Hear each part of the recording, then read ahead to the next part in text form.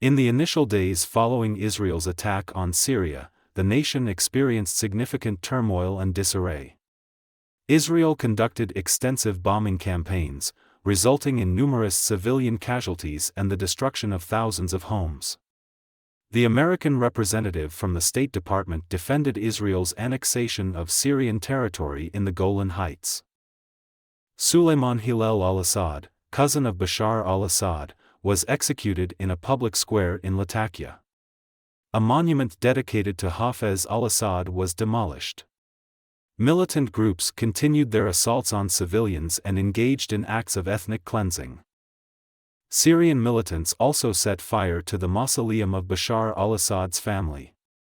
This family crypt, housing the remains of Hafez al-Assad, Bashar's grandmother, and his brother Basil, who passed away in 1994, is situated in a small mountain village approximately 30 kilometers from Latakia.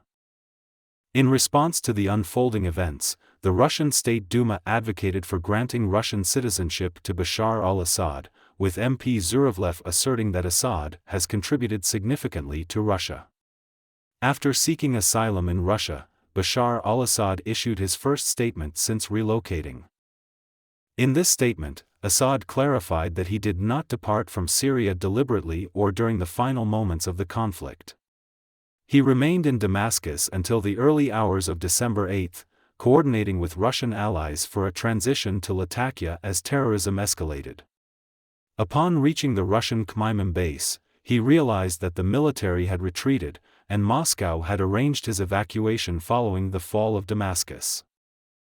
Bashar al-Assad underscored that neither seeking asylum nor resignation had been considered at the time, emphasizing his sole focus on continuing the fight. He reaffirmed his commitment to Syria, stating that his objective was to protect the nation rather than pursue personal interests. He stood alongside his soldiers on the front lines, facing the war's most challenging circumstances.